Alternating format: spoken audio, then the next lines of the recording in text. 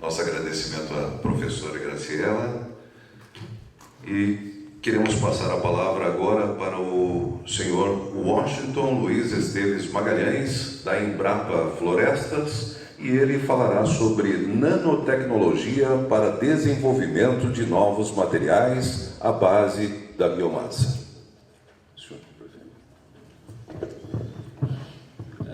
Bom dia a todos.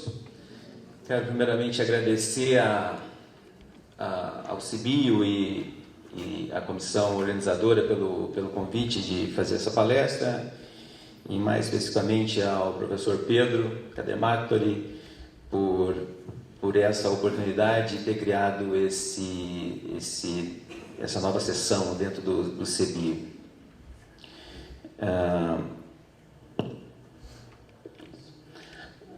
Bom, o tema que eu fiquei para falar, não sei se eu consegui me atender exatamente o que o Pedro tinha programado, mas eu deveria falar sobre nanotecnologia para desenvolver novos materiais à base de biomassa. Então eu preferi mostrar algumas coisas, a maior parte delas bem simples, que a gente tem feito com o grupo. Muitas das pessoas que colaboraram com essas atividades estão aqui hoje entre a gente. Bom, o que eu pretenderia falar hoje seria sobre produção de nanoestruturas e sobre aplicações. Então, basicamente, quando a gente está falando de nanoestrutura, nós estamos falando de superfície, né? E é uma coisa... o Luiz achou graça, então foi bom, tá certo? Ou seja, se existe diabo, provavelmente ele mora aí, na superfície, tá certo? A coisa mais difícil que se tem para trabalhar. Ou seja, na verdade, com nanotecnologia, a gente está falando de superfície. Nanotecnologia é superfície. Quando você tem uma partícula que vai diminuindo o tamanho da partícula, você chega a um ponto que você tem mais moléculas na superfície do que no interior. Então, ali é que mora a encrenca. Energias ali são absurdas, né? Então, saber lidar com isso que é o problema. Então, eu vou tentar mostrar algumas formas de produzir nanoestruturas a partir de biomassa e também algumas aplicações. Bom, como a professora Graciela já disse, a biomassa é naturalmente nanoestruturada. Aqui com a madeira, exatamente, ou seja, ela é formada na sua parede celular por nanoestruturas. Ela é construída assim, né? Então, tem uma coisa que eu fiz há algum tempo e continuo usando esses slides, ou seja, se você estiver numa escala aqui de 1 metro, você pode pensar na floresta. Se você olhar num tronco, você pode diminuir essa escala e passar para uma tábua. Nós estamos aqui numa escala de 10 centímetros. Se você olhar bem aqui nessa região e no microscópio, por exemplo, você vai ver estruturas celulares. Nessa foto já de propósito, eu mostrei aqui uma desfibrilação da parede celular. Eu estou numa escala aqui de 1 milímetro, digamos assim. Esse tem 30 micrômetros, essa barrinha. Então, isso aqui nós estaríamos perto de 1 milímetro, né? A ordem de grandeza. Em particular, nessa foto é porque eu fiz um tratamento na madeira, que não convém falar aqui, meu tempo, senão eu vou ficar muito tempo aqui, não vou conseguir falar tudo que eu quero. Mas aqui já mostra uma desfibrilação da parede celular. Se eu for diminuindo mais ainda a escala e focar naquele emaranhado, eu começo a ver numa escala aqui de 1 micrômetro já um emaranhado de fibrilas, né? Essas fibrilas, já numa escala de 1 nanômetro, agora está vendo aqui uma escala de 450 nanômetros, eu teria essas nanofibrilas que eu retirei da madeira, tá certo? Então, uma boa estratégia para se obter nanoestruturas é removê-las da biomassa. Então, eu vou pincelar aqui algumas formas de você extrair celulose, extrair lignina e sílica, porque tem alguns vegetais que acumulam silício, né? Então, esses em particular eu gosto bastante deles. Então, as maneiras de produção de celulose, não vou estancar tudo que tem, mas tentar dar uma visão um pouco didática de como que isso é feito. Tá, nós podemos fazer por desfibrilação mecânica, nossa preferência no grupo nosso é por esse moinho Mazuco. Ele leva um refino, quem é do papel celulose conhece isso como refino, a gente leva o refino às últimas consequências, não deixa pedra sobre pedra, não deixa fibra nenhuma grande, passa tudo a ser nanoestruturado, tá certo? Existem outras formas de produzir mecanicamente? Sim, existem outros equipamentos que também usa esse processo mecânico de rustino, arrancando aquelas nanoestruturas. Quando a gente tem essas nanoestruturas, você pode fazer um filme, por exemplo, e olhar no microscópio eletrônico e ver uma estrutura assim, um emaranhado dessas fibras. Perceba que a escala aqui é de 100 nanômetros. Uma outra possibilidade de se obter é por eletrofiação, né? Aqui em particular mostrei uma um pouquinho mais sofisticada, que a gente fez na verdade uma coeletrofiação. Então são um fio que tem dentro um outro material. Aqui em particular são fotos de um trabalho que a gente fez, que em inglês a gente chamaria All Cellulose Composites, que é celulose reforçada com celulose. Então, na verdade, a gente faz uma gota, aplica uma diferença de potencial entre a gota e o substrato onde vai ser recolhida a nanocelulose, da ordem de 16.000 volts. Né? Como a gente, para fazer isso, tem que dissolver a celulose, é preciso de um solvente especial. Celulose não é solúvel em solventes comuns. Aqui, em particular, nesse trabalho, a gente usou óxido de N-metilmofolina, mas claro que existem outras possibilidades, não muitas, mas existem. E então, aplicando, e como para fazer essa solução eu preciso, ela só é uma solução líquida com temperatura acima de 80 graus, por isso a gente aquece, e a gente puxa um fio. Esse fio é depositado, eu preciso da água para tirar o solvente, no caso óxido de metilmofolina, e deixar a celulose que é insolúvel em água. Se você coletar de forma conveniente, eu posso orientar e fazer esse filme ficar muito mais resistente. Por exemplo, se eu faço uma eletrofiação sem o reforço de nanocelulose, naquele caso anterior, a gente colocou na agulha de fora óxido de N-metilmofolina com celulose, em torno de 2% de celulose. No externo, a gente fez uma suspensão de nano-whiskers de celulose, né, que é obtida por hidrólise ácida controlada. Devo mostrar daqui a pouco. Então, quando a gente veja que dá um salto na resistência do filme, e, claro, mudamos muito o modo de elasticidade e a resistência mecânica também para esse caso. Aqui está a hidrólise ácida controlada. Esse foi talvez um dos primeiros métodos industrializados. Acho que os canadenses pularam na frente usando esse método. Basicamente, o que se faz é, você coloca uma polpa de celulose e adiciona ácido. Bem comum se trabalhar com ácido por volta de 64% de concentração de ácido sulfúrico, é o mais comum, 54 graus, 1 hora. Basicamente essa receita tem variação, pode se otimizar. Na Suécia tem aquela professora Kristina Oxman que otimizou bastante isso, aí tem uns artigos bem interessantes. Então o que a gente faz na verdade é hidrolisar essas regiões da celulose que tem menos ordem, então elas são preferencialmente atacadas. Tá? Você pode usar esse mesmo critério com enzimas. Então você pode fazer com enzimas, elas preferencialmente atacam, você tem que parar o processo em algum momento. Então aqui a gente tem que parar isso, colocando muita água, resfriando, e depois você tem que tirar todos aqueles produtos, todo o ácido que está ali para usar e obter os nano-whiskers de celulose. Essas partículas aqui, elas têm em geral por volta de 200 nanômetros de comprimento e 5 nanômetros de diâmetro, tá certo? Mas como se usa muito ácido, essa não foi uma escolha que o nosso grupo partiu para ela. Nós preferimos o mecânico, apesar de ser mais difícil de fazer produtos, mas em compensação é o que a gente acha mais fácil de escalonar. Agora a gente já tem certeza, porque tem várias indústrias fazendo esse processo. E é o mais, digamos assim, verde e sustentável. Claro, eu não falei da celulose bacteriana, porque daí você tem uma bactéria que produz essa celulose. Daqui a pouco eu vou falar bem mal dela, tá certo? Mentira. Vou fazer uma comparação entre a celulose nossa e a celulose bacteriana para aplicação em um dos produtos. Aqui dou uma pincelada de como produzir nanolignina. O que a gente fez, aí tem um estudante de doutorado que vai fazer uma apresentação à noite de algumas estratégias, não sei quantas ele vai mostrar, se vai mostrar alguma, mas o que a gente fez aqui nessa estrutura foi colocar em biodiesel para você, porque essa lignina Kraft, ela tem um poder antioxidante muito grande, e a gente com o grupo, com a doutora Patrícia, também com a ajuda do Lacaute, do professor Iwamoto e um monte de gente envolvida no nosso grupo, mas que eu não estou falando aqui no momento, a gente viu que a gente consegue substituir, por exemplo, o antioxidante que se é usado, tá certo? A técnica ainda não é muito escalonável, mas a gente, como prova de conceito, mostra que é possível.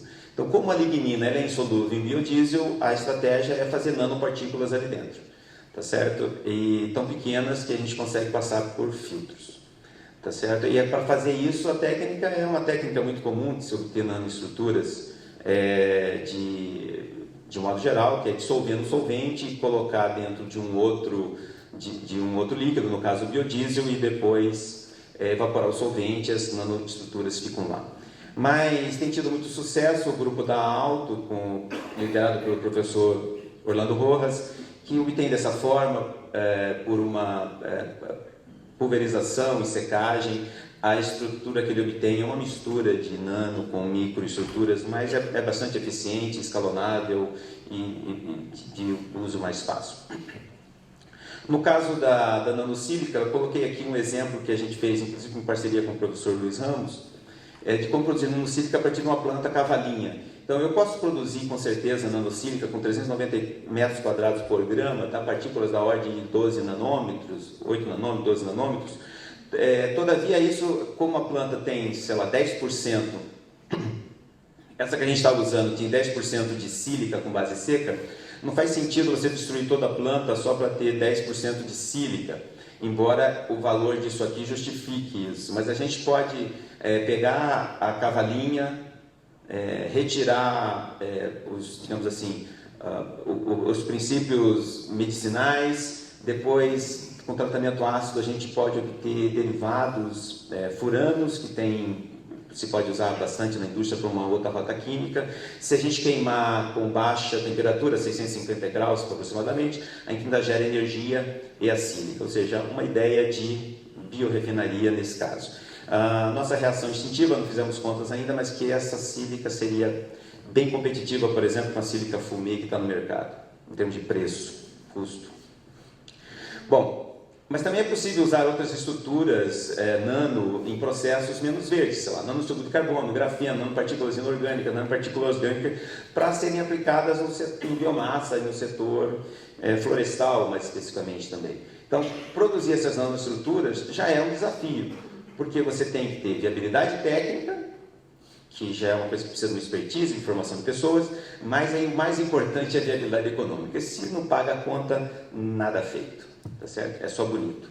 Então, tem uma outra técnica que a gente usa com o professor Pedro, que mais trabalhou nessa área, que é usar o que a gente chama de plasma frio. É uma descarga luminescente em gás rarefeito, ou você pode fazer também em atmosférico. Por exemplo, a gente pode... Esse é um reator que a gente tem na Embrapa, um homemade, um feito em casa. A gente fez, por exemplo, deposição de titânio em fitas, para desdobrar madeira, mas também tratamos superfície de madeira com diversas propriedades interessantes. Aqui, dessa foto, a gente estava procurando aumentar a adesão de tintas e vernizes, e impressionante como funcionou bem, eu era muito cético.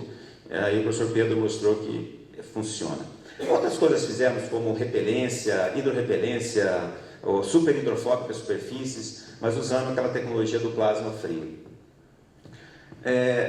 Ou seja, se não tiver uma estrutura, não adianta eu fazer uma nanoestrutura se eu não consigo usá-la eficientemente. E a grande estrutura, a grande, digamos assim, pulo do gato, o que realmente vale é você saber usar a nanoestrutura para que ela fique distribuída uniformemente sem aglomerações.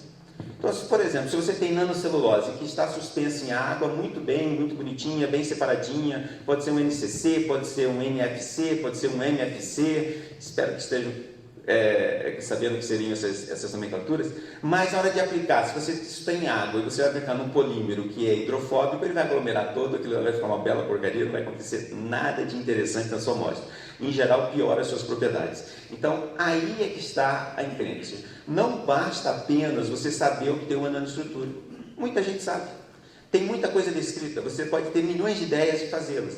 Agora, aplicar convenientemente para que ela resolva teu problema, aí são outras histórias. Eu estou achando que eu não vou cumprir esse prazo. Bom, um dos sucessos que a gente tem tido lá e está tentando fazer escalonamento junto com parceiros, aqui no caso é o Instituto Senai de Inovação de Biosintéticos e Fibras, mais com uma empresa startup chamada Zinox, ligada ao grupo Global Tech, é a gente fazer um filme curativo. Ou seja, a gente está tentando entrar na seara onde a professora Graciela disse que a celulose bacteriana é imbatível. Então, esse nicho aqui a gente já viu que é o seguinte: bactéria, já era. Nós temos aqui simplesmente 1000 vezes mais barato. Nosso produto é 1000 vezes mais barato que uma celulose bacteriana. Então, é um processo simples, tem que produzir a nanocelulose. Em geral, a gente usa estamos usando um moinho Mazuco daquele de maior escala. A gente produz em máquinas como essa de forma contínua, filmes transparentes como esse e que a gente já testou em ratos. A composição desse nosso filme, claro, a gente usa uma polpa branqueada, comum, commodity. Então ela tem hemicelulose, tem lignina e tem cinzas em menor quantidade. Isso aqui não foi problema para o curativo. Aqui é como a gente veria no microscópio. Tem resistência mecânica. Se você pegar a bactéria, a resistência mecânica é muito maior do que isso. A gente também consegue fazer resistência maior, mas essa resistência depende muito do processo que o filme é produzido. Isso aqui coloquei um valor, mas a gente consegue fazer até com cento e poucos megapascal. Tá certo? Esse é um quesito em que a celulose bacteriana é melhor. Mas se a gente souber fazer, consegue aumentar. A questão é preço, né? Como que a gente faz para isso ficar barato?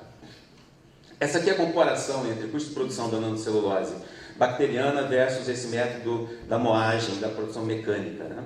Então, no nosso método, a capacidade de produção pequena, em que escalonou, quem fez foi a estudante Carolina Jordão, que fez essas contas para a gente, bem feitinha, o mestrado dela, a capacidade de produção de apenas 20 a 50 toneladas por ano. Lembra que eu estou pensando em fazer um curativo? Então isso aqui é uma escala razoável. Para o setor de papel e celulose isso é nada, tá certo? Mas é claro que se eu pegar o que a Suzano está fazendo já na unidade piloto dele, já vai ficar um preço quase de polpa, então o preço vai ser muito menor do que isso. Com o custo de investimento aqui, a gente calculou em $230 mil, então a gente vai tempo de produção de apenas 1 hora, um custo estimado de $1 a $4 por quilo da nanocelulose, quanto da bacteriana, que é $1.230 por quilo. E isso aqui está barato porque estamos usando aqui umas técnicas da Embrapa, agroindústria tropical, que andou colocando umas coisas, uns suplementos como suco de caju, que barateou sobremaneira os custos. Se você for usar o que é usado normalmente, por exemplo, na Membracel, é muito mais caro que isso. Bom, o curativo funciona, aplica-se em rato, comparamos com um excelente produto que está no mercado, que é da Membracel, e ele tem desempenho estatístico semelhante. Bom, o que mais que a gente pode fazer? A gente tem trabalhado com fertilizantes de liberação lenta. Por exemplo, de novo, sabe aquela história de o bom é inimigo do ótimo? O nosso fertilizante, o que a gente está propondo, ele não é o mais eficiente, mas a gente se propõe a ser um dos mais baratos. O setor florestal, ele conhece esses, como um Osmocote, por exemplo, imbatível, fantástico, só que o preço proibitivo. Então a gente gostaria de entrar nesse tipo de mercado. Nós não somos tão bons em liberação como o Osmocote, mas somos muito eficientes em preço. Tá? Então, uma das técnicas que a gente usa é usar essa sílica biogênica, mas claro que nós estamos fazendo lá uma quantidade absurda no nosso laboratório, 30 quilos de fertilizante para ser testado com tomate, que já estamos numa escala maior, com um projeto com a Monsanto, mas a gente usa alginato, nanosílica, nanocelulose, eu vou passando meio rápido. A técnica que a gente faz é meio simples, a gente goteja uma solução, um gel, em cloreto de cálcio, Produzimos uns materiais que depois de ser parecido com isso. A nossa curva de liberação de várias formulações dá mais ou menos desse jeito aqui, que passa dentro da norma DIN. Então não é o mais lento, mas é barato. Tá? Vou passar tentando explicar por que ele funciona, vamos deixar para lá. A gente faz também nanobiocida para tratamento preservativo de madeira, umas técnicas muito simples com alumina. Lembra, essa alumina a gente compra no mercado, não é o tiro da nanoestrutura, se bem que a gente vai começar um projeto a tentar tirar a nanoalumina de vegetal também. E a gente consegue colocar carbedanzim. E tem uma liberação lenta, a gente precisa usar uma quantidade muito pequena, com uma eficiência apenas 0,8 kg por metro cúbico de madeira. Esse trabalho foi feito pelo Bruno Matos, que está na Finlândia. A gente consegue controlar polidão parda e polidão branca com uma quantidade pequena. Se você comparar com CCA e CCB, que você precisa de 13 kg de produto por metro cúbico, ou 6,5 kg de ingrediente ativo.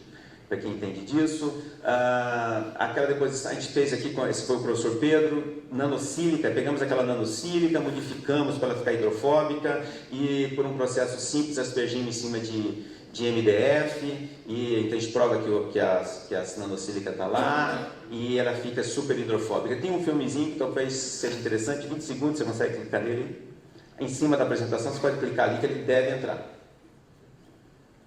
Esse é um filme feito pelo professor Pedro. Consegue clicar ali?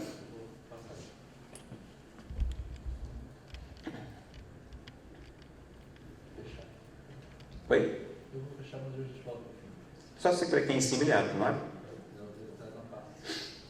Se você clicar em cima ele vai lá na pasta.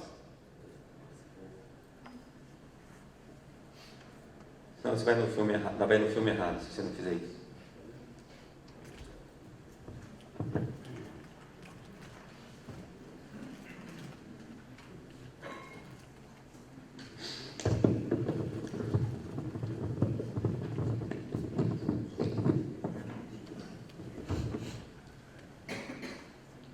Então esse material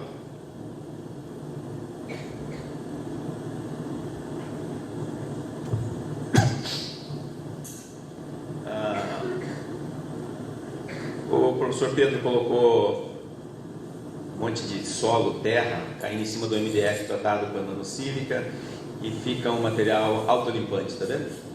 Uma sopradinha, nada aqui. Tem outros filmes, por exemplo, com água, com outras coisas, mas o meu tempo esgotou. Volta para... que eu vou passar.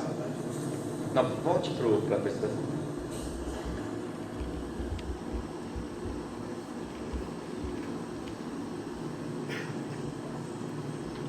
Como voltar?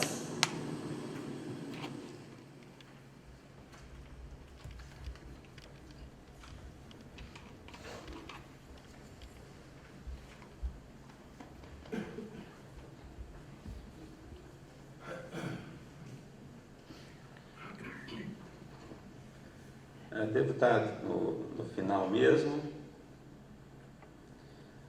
Estava no final, então acabei quase em tempo. Queria dizer que a gente precisa de ideias simples e eficientes, tá certo? Para que a gente possa ter, digamos assim, efetividade, que a gente realmente seduza as empresas e a sociedade, ou seja, a nanotecnologia não é para fazer, digamos assim, um produto novo, como sugere o texto, mas para fazer dos produtos que já existem mais barato e mais eficientes. Essa é a ideia. Tá? Obrigado pela atenção de vocês.